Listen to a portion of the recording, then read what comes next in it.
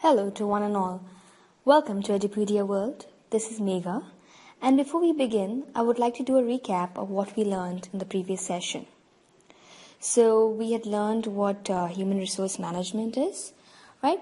And what do HR professionals do? So we learned that they recruit and select, they give performance advices to the senior management. They help with the training and development of the organization as well as talent retention. They also monitor the well-being of their workforce. They pay salaries, they facilitate change, and they also resolve grievances. And then we moved on to discussing why the HR department is so important. And there were a couple of points that we discussed there on how we need to hire the right people for an organization, and how the HR is very crucial in budget control and cost management, as well as training and developing the employees and working with performance improvement. And most of all, they help with the corporate image of the organization. And of course, like we had discussed, all employers want to be the employer of choice. So, and then of course we spoke about some of the HR specialties for those of you who are interested to get into this particular area. Some of the areas that you could specialize in, and some of the upcoming specializations in the HR field. So today we would be discussing the trends shaping human resource management, right? What are, as you all are aware, there's been an evolution. HR has evolved throughout the years, right? And we've come a long way. And of course, it is still changing, it is still evolving. And what are those challenges that HR professionals are facing today? So that's what we're going to discuss in this particular chapter.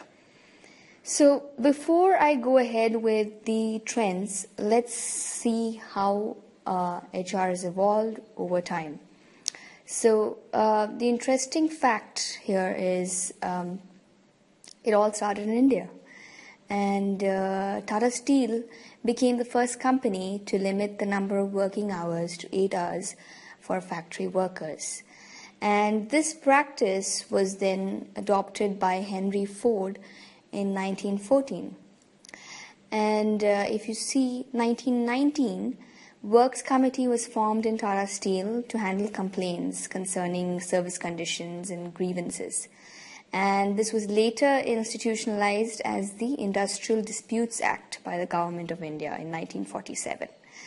And 1920, this is when leave with pay, provident fund, and workman accident compensation was introduced by Tata Steel.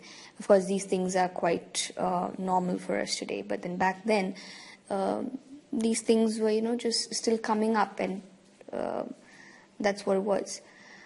1921, DuPont designed the first ever multi-divisional organizational structure, so your typical hierarchical structure that was there a couple of years back. Of course, now the organization is getting more flatter in structure. Of course, we would be getting into that much later. In 1928, the maternity benefit was introduced at Tata Steel. And in 1943, Abraham Maslow explored what motivated people beyond pure survival and introduced the hierarchy of needs. And I'm sure most of you have learned this particular pyramid or seen this particular pyramid in your high school textbooks. So, moving on. In 1945, the world's first educational institution dedicated to workplace studies, School of Industrial and Labor Relations, was formed at Cornell, right? And 1949, XLRI Jamshedpur was founded, and courses in management and trade unions started. In 1953, the first recruitment and leadership consulting firm was founded. This company was called Hedricks and Struggles. And in 1970, the term performance management was coined by Sir Aubrey Daniels. And performance management, what he defined this as was getting people to do what you want them to do. In 1969, David McClelland started the use of competency in people management. And moving on to 1974, Larsen and Toubro, that is L&T, which you all are quite familiar with, they were the first organization to set up an HRD department. Before that, there was no official human resource department that we see today. In 1985, the NHRDN was conceived, right? And in 1990, Edward Lawler introduced the concept of strategic pay. In 1996, David Ulrich defined the term strategic partner. He actually identified 4 roles, which was employee champion, administrative expert, change agent, and strategic partner. In 2008, Callie Ressler and Jodie Thompson co-created the Results Only Work Environment. Basically, what that meant was where employees were paid for results than the number of hours that they worked for. And in 2012, Adobe had abolished annual performance reviews and they replaced them with a regular feedback mechanism. And 2013, big data became the big buzzword in HR. So as you can see, HR function has seen many phases of evolution, and this function will continue to evolve as its main role, is to make people and organizations more effective, right? So we'll see how this is evolving. So there have been a couple of trends that have shaped the human resource management. Human resource managers have long played important roles, and it's what we are going to find out is that exactly what they do and how they do it is changing. So employers can now use intranets to let employees change their own benefit plans, and previously say 20 years or so, 20 years back, this was not something they could do. And there were some other trends shaping human resource management that are perhaps more subtle, right? And that is what we're going to discuss, the subtle changes which have been happening for a long time, and it's something that we would need to take care of, and these are becoming challenges that HR professionals are facing today. So if you start with the first point, that is globalization. Basically, globalization refers to the tendency of firms to extend their sales, their ownership, and their manufacturing to new markets abroad. So Indian firms have also been influenced by globalization. Firms like Infosys, Wipro, and TCS serve customers around the world by developing software codes and supporting their IT systems. Also, Tata Steel and Mittal Steel have acquired steel plants around the world, through bidding, and have gained a place among the most efficient manufacturers. And I'm sure most of you have read about this in newspapers. Companies like GE, American Express, Dell, and Google have located back office support operations in India and other countries from where they service global customers. So not just India going outside, but a lot of foreign companies have come here as well. And of course, there is the flip side as well. On the other hand, there are firms that had to close operations or relocate elsewhere because of competition from outside the country. And companies expand abroad for several reasons. Sales expansion is one. And Google expanded its China presence by initiating its Google China instant messaging service there. And firms go abroad for other reasons as well. So some manufacturers seek new foreign products and services to sell and to cut labor cost. So if there are some apparel manufacturers that design and cut fabrics in one area, like in the US, and then have the actual products assembled in Central America, where the labor costs are relatively low. And several years ago, IBM had sold its PC division to Chinese firm Lenovo, which again, it's been part of the news. So in part two, cement firmer ties with the booming China market, because that is what they wanted to, because China is the next country that we look out for. They decided that it would be good to start working on the ties in the bond with China.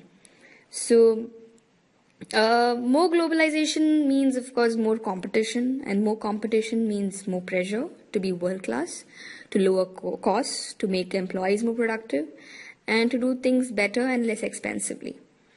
So both workers and companies have to work harder and smarter than they did without globalization. And this globalization brings both benefits and threats.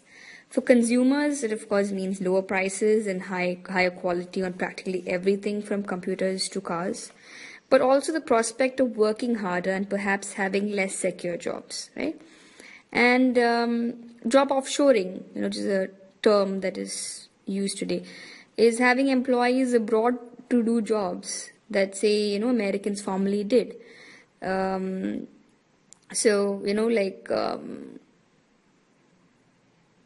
the next few years, they've also said that, there are many employers that plan to offshore even highly skilled jobs such as sales managers and general managers and HR managers.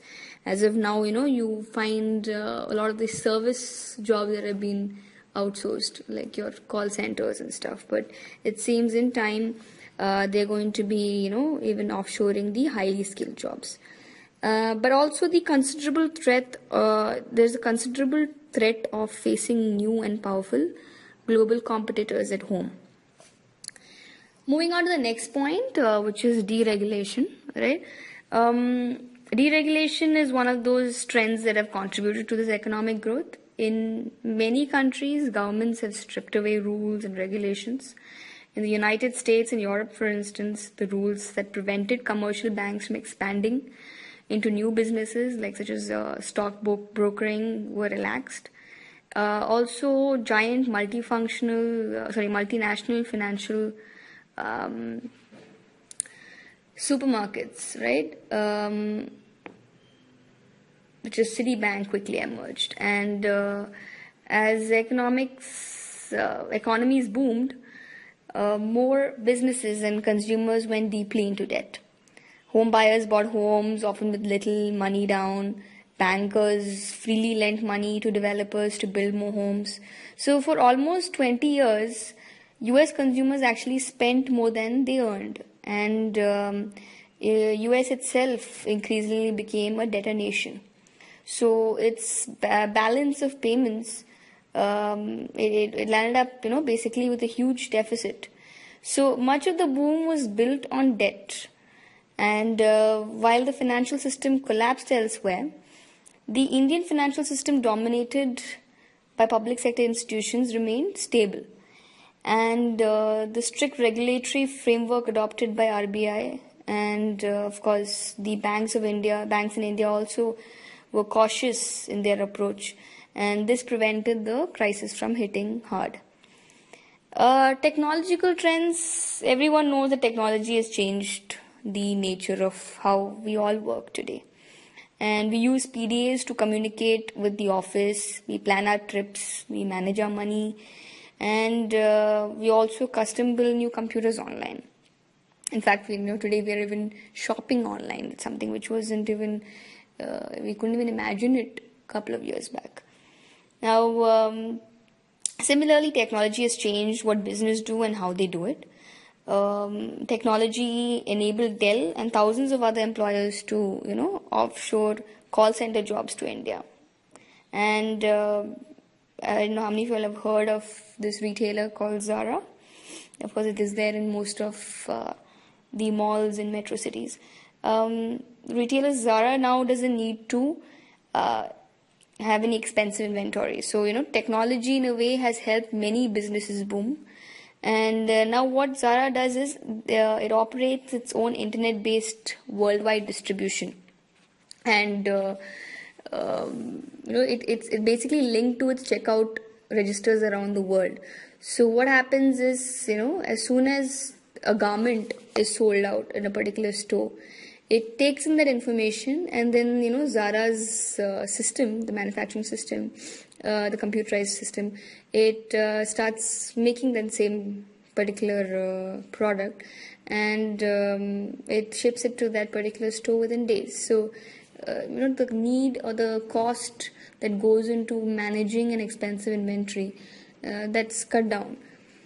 So companies today use virtual online communities, and for example, Lockheed Martin, they had used they designed an environment, a virtual environment with about 200 global suppliers, and this was used to win a $300 million Navy ship deal.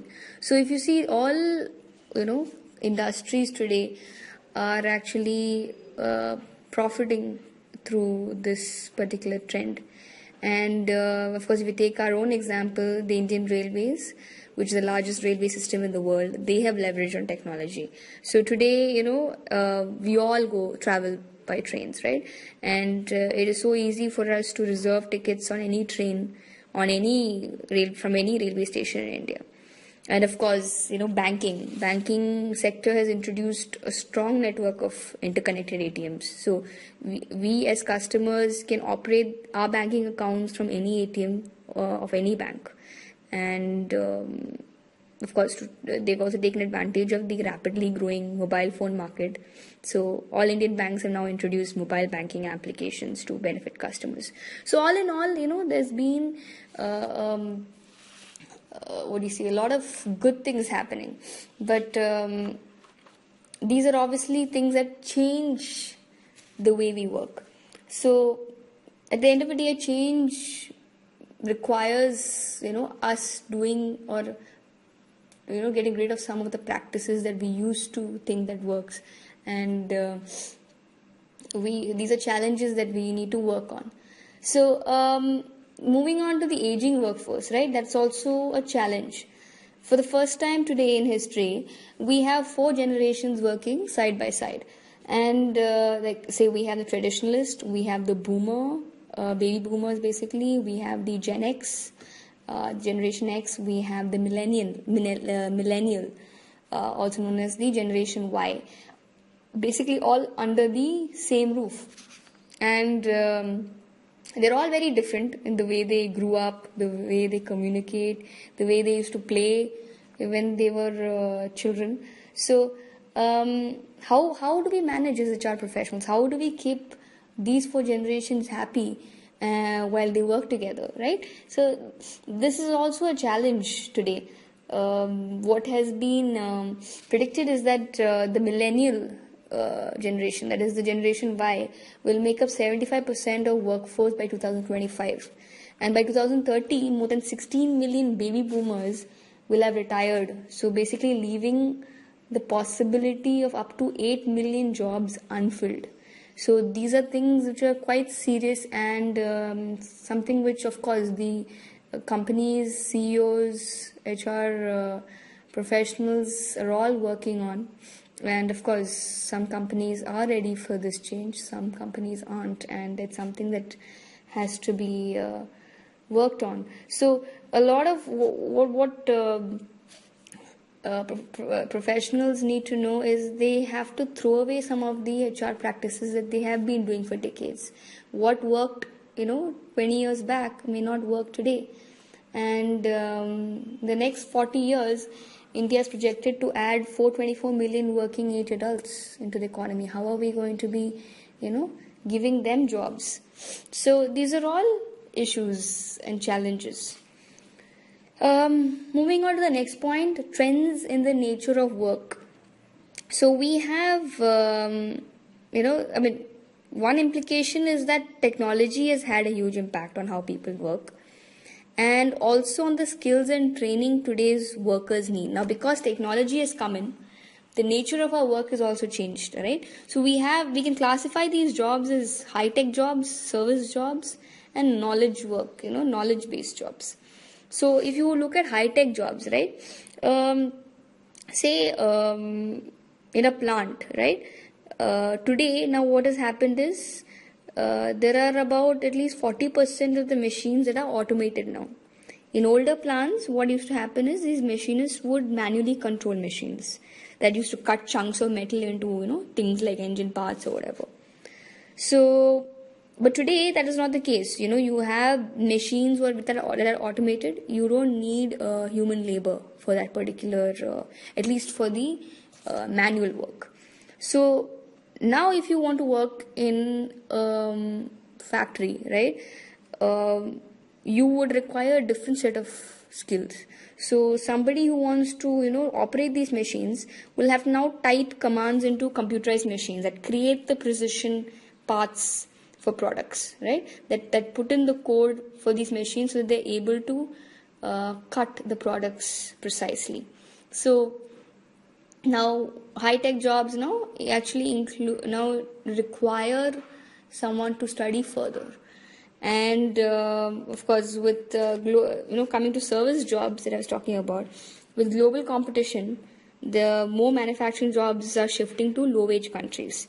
So, like if you take an example now, when a customer orders a Dell computer, right, the same internet message that informs Dell's assembly line to produce the order, it also signals the video screen and keyboard manufacturers to prepare the UPS and all those other parts.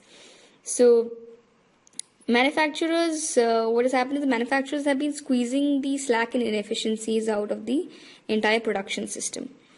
So in America and much of Europe, manufacturing jobs are down and service jobs are up, right? And whereas in countries like India and China, we have benefited from that shift because now we have a lot of manufacturing jobs because that has been shifted over here. Now, the third kind of work is basically the knowledge work, and this basically remains to be the best jobs that we have. So because it requires more education, more skills, right? And just like the management guru Peter Drucker predicted years ago, the center of gravity in employment is moving fast from manual and clerical workers to knowledge workers.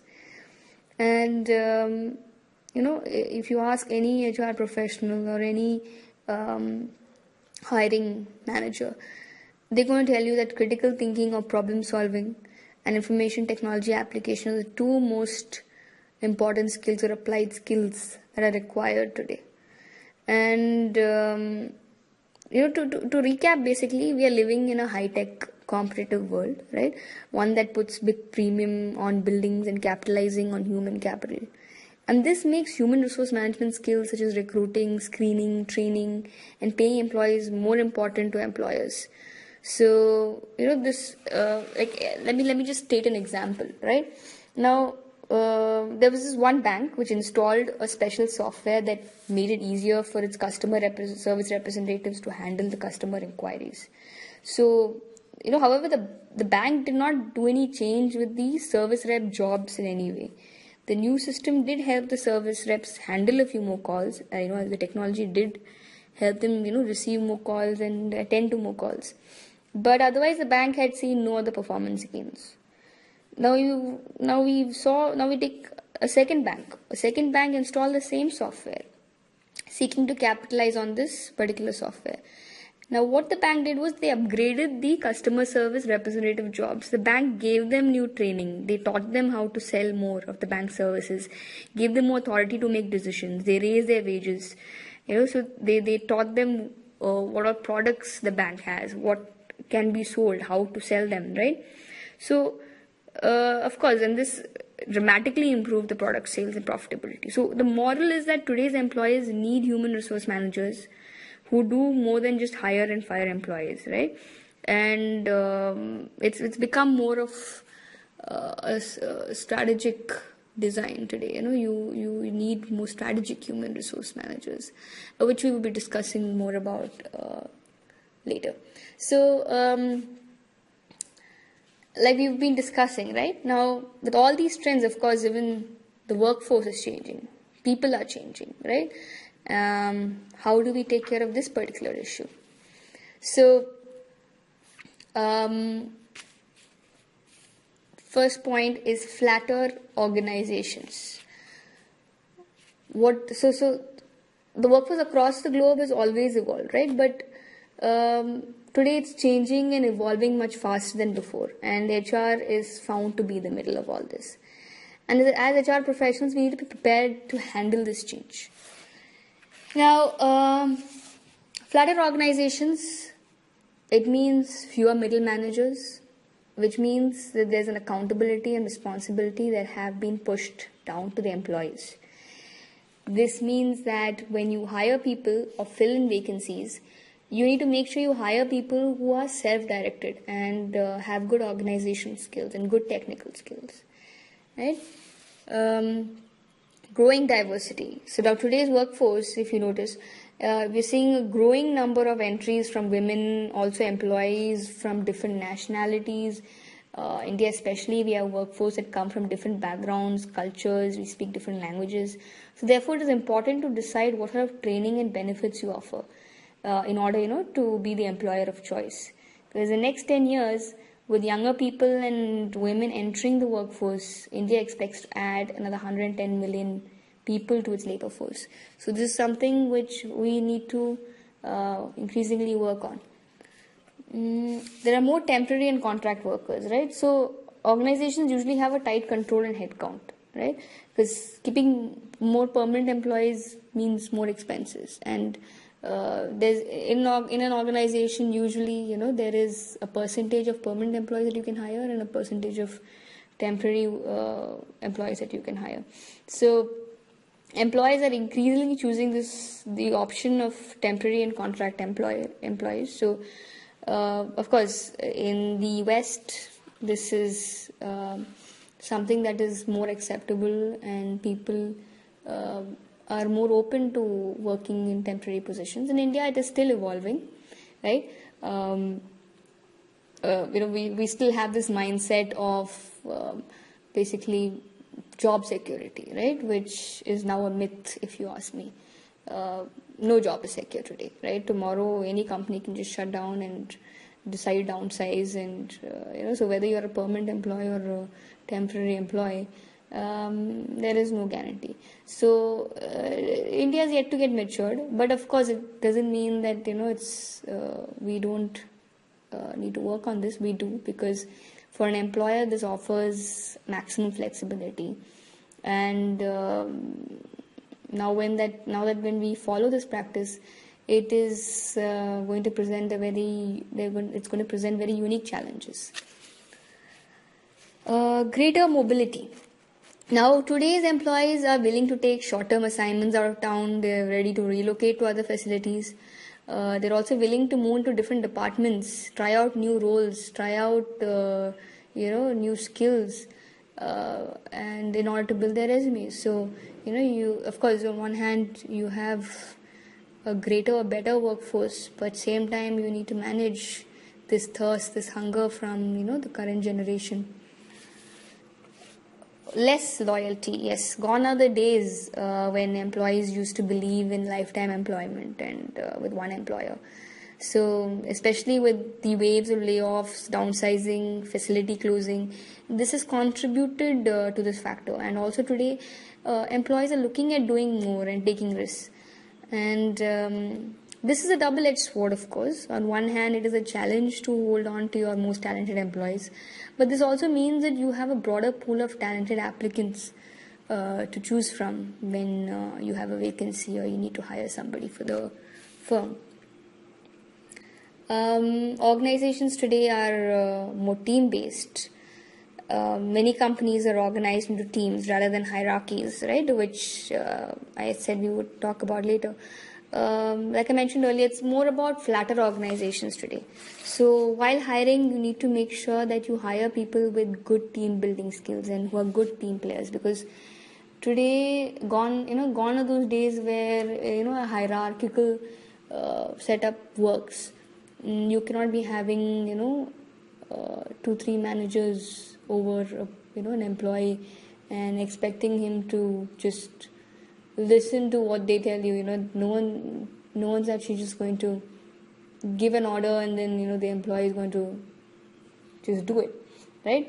It's more about respect, mutual respect, and trust that is expected today from the current workforce. It is a customer-driven economy today, right? Today we have jobs that are heavily customer-driven. There's a shift from manufacturing jobs to customer service or customer-driven jobs. So employees need to be trained and should be able to understand and handle this customer-driven force. Just like that bank example I was talking about, right? In spite of whatever technology you put into your company, if your employees are not trained on how to handle customers and how to sell the service, it doesn't make any sense. We have better educated workforce today, right? Today's workforce is a better educated set of people, and like in India alone, if you see, in 2011 we have 77% men and 55% women who are literate. And today's employees want to have a say. They like a sense of belonging. They want to matter to the organization. What they do must matter, and they also want to be involved in the way the organization runs. So these are things that an HR professional needs to keep in mind when we work on these challenges. Information-driven environments. Now, information can be shared across instantaneously today, right? And new employees need to understand how to access this information to help them in their jobs. And so when we write job descriptions, they're of course implicated by this trend. So you need to keep this in mind while recruiting, hiring, and of course training as well. And it needs to align with the organization goals. Smaller companies, yeah. Today in India, we're seeing a rise in entrepreneurship. We're seeing a rise in startups. A lot of small companies coming up. And today's workforce are also choosing startups as their career roles, right? They're looking at it as a challenge because of the visibility that they get in these companies, which is something that it's growing, it's coming up, it's evolving, and there is a need for solo HR practitioners in these sort of firms. This role is unique because he or she is charged with the overall responsibility of the HR department, and you're required to be a jack of all trades. These firms usually have say 50 to 150 employees. So the HR would be responsible for hiring, benefits, compensation, compliance with laws, and health and safety issues. So, they need to be someone who has strong organizational skills, who can quickly shift from project to project. It's not like the big organizations where, each department is divided, right? You have a separate training department, you have a separate hiring department. You need to know it all when you're handling 1 person or 2 person HR department, and that's all small companies would require. New approaches to organizing HR, right? So, what does this mean, right? Employers, of course, now are experimenting with offering human resource services in new ways. And this is all part of how HR is evolving. Now, we can categorize, this particular, how employees organize HR services into 4 different groups. So the first one is the transactional HR group, right? This group focuses on using centralized call centers and outsourcing arrangements with vendors. such as your benefit advisors, and these guys actually provide specialized support in day-to-day transactional HR activities. So basically, like you're changing benefit plans, providing updated appraisal forms. So you notice there'll be a lot of companies where now it's all done through a call center or through chats or through emails, right? Employees can just call up or contact the HR division and get this information. Corporate HR group basically focuses on assisting the top management in top level big picture issues, such as developing the company's long-term strategic plan.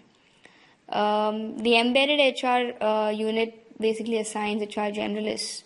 They're also, in some companies, they're known as relationship managers or HR business partners. And they directly, so these HR generalists are basically assigned directly to departments like sales and production to provide localized human resource management assistance that the department needs. And the last category is the centers of expertise. And they're like specialized HR consulting firms, right, within the company, and they provide specialized assistance in areas such as organizational change. So OD is becoming a big thing today. It's probably splintering into more important groups now. So OD is something which a lot of companies are looking into, and it is important for the kind of workforce that we're dealing with today. So let me give you a few examples on these new approaches. So if you take IBM for example, right? So the IBM senior vice president, what he says is that the traditional human resource organization improperly isolates HR functions, right? So basically what it means is that there is no approach. This approach means that there's no one team of human resource specialists that focus on the needs of a specific group of employees. So what he did was he reorganized the IBM's human resource function. He segmented the 330,000 employees into three sets of customers, right? So they have the executive and technical employees, they have managers, and then you have rank and file. So separate human resource management teams, basically consisting of all your groups, your recruitment, training, compensation, specialists. Now they focused on serving the needs of each employee segment. So what happened was these specialized teams helped ensure that the employees in each segment get precisely the talent, learning, and compensation they require to support IBM's needs. Now, if you take another example, right, which is the Infosys BPO example. So today, if you see, a lot of firms are seeking cost-effective and timely HR transaction supports, right? So, a lot of you, if you take most of the product companies or a big manufacturing company, right? They don't necessarily want to spend time and money on HR transactional activities, right? They might as well outsource that particular value. They don't really need an HR department to sit inside the company to pay salaries or deal with administration activities. So Infosys BPO has developed this capability to offer it. And the human resource outsourcing practice of Infosys has the capability of now acquiring, which they do recruitment, they do administration, and they do developing talent for employees. And they also have a payroll support activity. So today, if you see, they provide support to employees located in more than 70 countries. And the Infosys BPO now claims operating costs savings of 40%. And productivity increase of 30% for its customers. So that's good sort of positive evolution. Now moving on to strategic HRM, right? Like I said earlier, this is something that companies need today, and that's something that we need to focus on today. Gone are those days where it's just HR was just about transactions and administration activities, right? We're no longer here to just pay salaries and take care of leaves. We got to work on more important aspects. So by definition, of course, strategic human resource management is an approach to managing human resources. Basically, it is a process that identifies the current and future human resource needs of an organization, and they make sure that the organization and the employees, the current human workforce, they are aligned on the same page. They are, so that the goals of the organization are achieved. So to explain strategic human resource management, I'd like to take the example of IKEA, right? Now, I don't know how many of you all have heard of this particular brand, but I'm sure most of you have. As you're all aware, it is a Swedish multinational group of companies. They design and sell ready-to-assemble furniture. And as of 2008, it is the world's largest furniture retailer, and they have branches in 46 countries. So, IKEA, I even chose this particular example because I love this place, right? Not just when I was a kid, but even when I got older. This was a place my parents and I used to go to. And I used to love IKEA. I used to love visiting this store. It just had this beautiful setting. So if any of you all have actually gone to IKEA, you know what I'm talking about, right? So they have this counterclockwise setting, and so that the customers that come in, you walk in that particular path, right? So that you actually go through all of the products that they have, and they actually have like a showroom kind of display, right? It's actually like you're walking in through somebody's home. You see a living room on the left side, and you see a bedroom on the right side, and you see a kid's bedroom on the other side, and you see a dining table somewhere, and it's actually pretty nice. You land up wanting to buy half of those things, which of course doesn't make sense, but then yeah. So basically, this particular design which IKEA has created, majority of its stores, they like to call it the long natural way. Anyway, getting back to the particular example, IKEA is also known to be one of the 100 best companies to work for. It has been voted even by the Working Women's magazines to be one of the best companies to work for. And how do they do this, right? How did this happen? Let's figure that out. So let's start with the major company goals. Yeah. So IKEA's goals are these: the creation of simple and essential line of furniture, right? Which is true for if any of you have visited an IKEA store, you would know that. Development of low price and high diversified line of products. They have huge variety of products, and the best part is it's low priced, right? It's something that everybody can afford. So that's the first thing I did. As soon as I set up my home after I got married, I told my husband that we are going to be decorating our home with IKEA, because you get such beautiful and diversified variety of products, and it's affordable, especially when you're newly married. It's not that you can afford really expensive furniture, right? And the third goal is the fostering of client and employee relationship. So what is the human resource motto?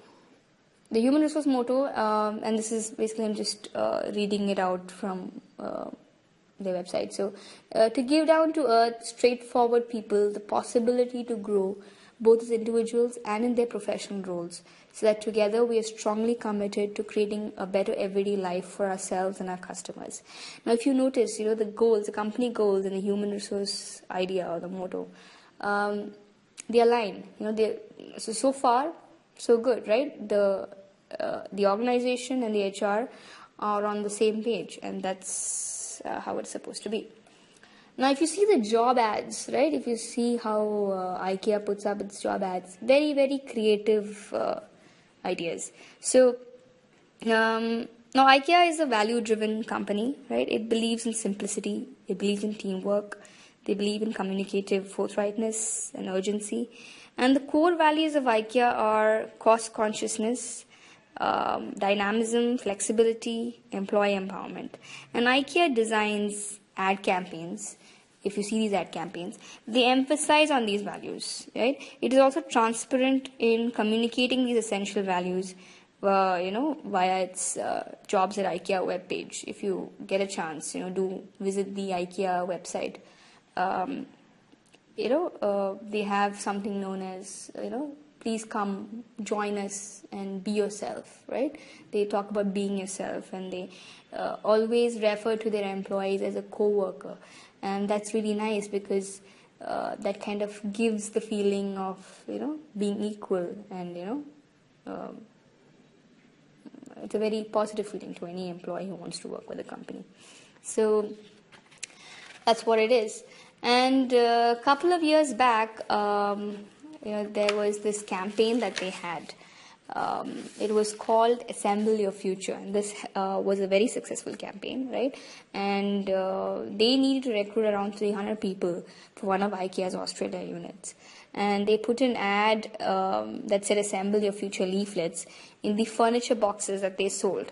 So it's a very cost-effective campaign, right? Because, hardly any amount of money had to be put into that.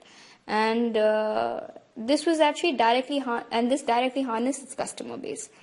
And this campaign actually generated around 5,000 responses, and this worked very successfully for IKEA.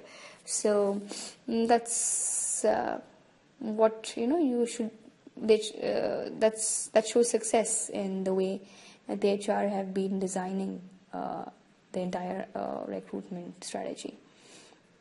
Then, of course, what all did they do, right? It's not just about hiring, right? You need to do a lot of right things. These things don't happen through magic, right? It's definitely a design. It's strategically designed. It's something that someone decides and then plans and then implements. So in the selection process, they emphasize on value fit or cultural fit, right? And this is given more importance over skills and experience. And it makes sense, right? Because skills, experience, would be secondary, because skills is something that can be trained once an employee joins in. But a cultural fit, a value fit, that is something which we really can't do anything about. Every new co-worker is provided a mentor for some time. So that's a great system as well, because nobody wants to be alone when they first join a company, right? You're new to the company. You're obviously a little nervous but excited at the same time. So it's great when you have a mentor who's there to explain to you how the process in the company works, and what are the do's and the don'ts, and it kind of helps you settle down faster in a company. Compensation, right? Now, IKEA has developed global mandatory guidelines for compensation benefits, and they make sure that the same benefit structure is the same throughout the world, right? Every country must offer the same benefit structure for all its co-workers.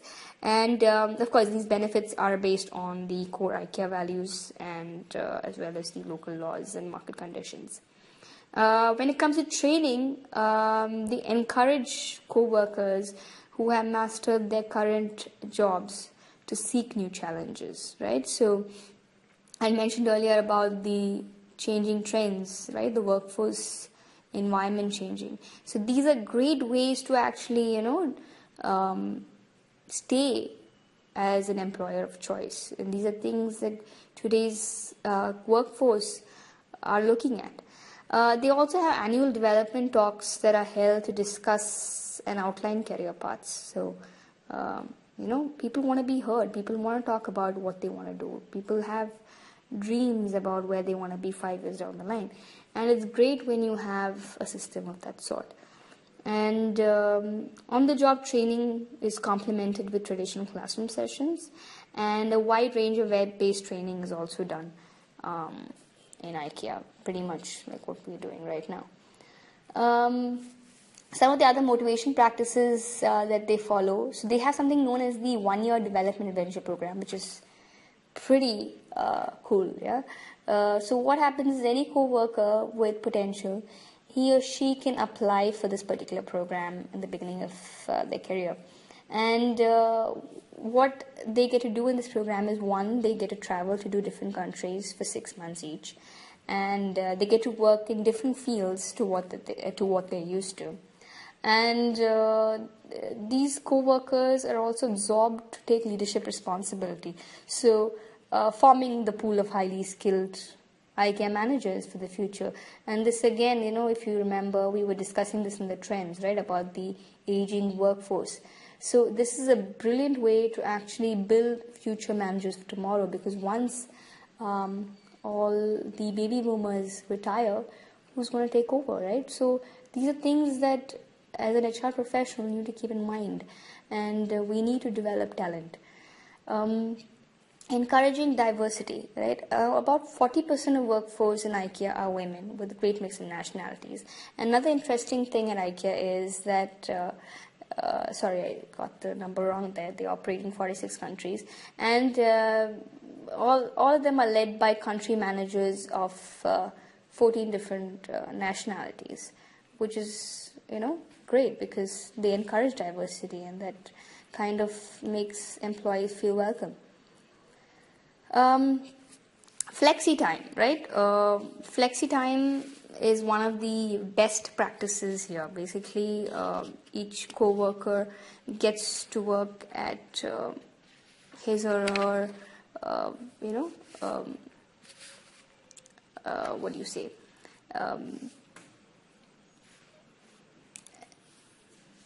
Basically, it depends. It's based on their needs, right? Based on what timing suits them. So that's great, for, I believe this is something I think every organization should be doing.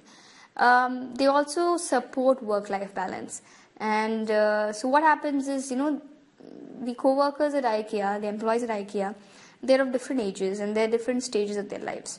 So, and what happens is they're delegated with different kind of work as per their convenience. And moving on to the grievance procedure at IKEA, there's something called the Voice, which is a company-wide survey to monitor how co-workers view various aspects of their employment, right? So they can actually voice their issues and their problems. And IKEA Leadership Index, this quantifies how co-workers view their managers, right? So that's another brilliant procedure that they have. So basically, at the end of the day, IKEA's HR strategy is that they target job candidates who love the brand. That makes sense, right? Only when you love your organization or the brand is when you actually put in 100% into it. IKEA utilizes resources it already has. It has effective retention strategy, and the recruiting strategy aligns with IKEA's brand image, right? So like I had shown earlier in those job ads, the HR has successfully aligned IKEA's brand image into the way they work. So in conclusion, IKEA's, what have we learned from this is that, IKEA's innovative human resource management practices, they have built a strong and nurturing culture that promotes diversity and creativity. And in an industry with such a high turnover, they have made such employee-friendly policies, and that is why IKEA now is a preferred employer in the retail sector. And working in line with strategy, its HRM practices have helped in sustaining IKEA's growth. And in many countries, IKEA is the employer of choice. So strategic human resource management is extremely important in today's generation, today's time. Because like I mentioned earlier, these things don't happen by magic, right? You do not become the employer of choice by magic. It is designed, it has to be designed. So thank you so much for listening in, right? I hope you enjoyed this particular session. And tomorrow, the next session would be on recruitment and placement. We'll be focusing more on the concept of job analysis, and so stay tuned for that session, and thank you once again.